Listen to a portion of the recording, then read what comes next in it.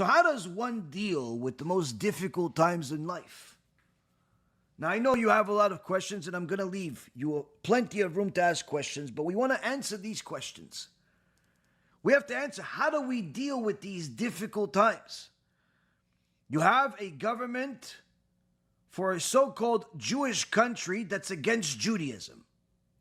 You have friends that are supporting the enemies.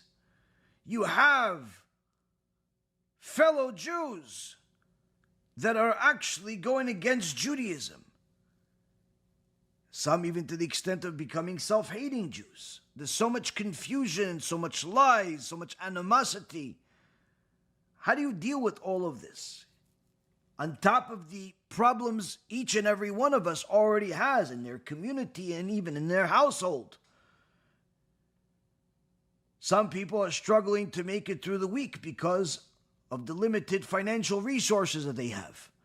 Some are having a difficult time dealing with the day just because of all the problems they have, whether it's health issues, marriage issues, issues with the children.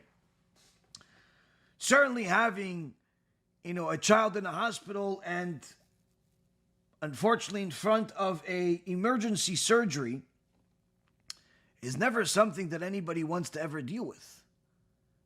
It's never something anyone is prepared for from the secular perspective. But the Holy Torah tells us that when we cleave to HaKadosh Baruch Hu, everything will turn out to be good. As Shlomo HaMelech says, Aboteach be'Hashem chesed yesobevenu.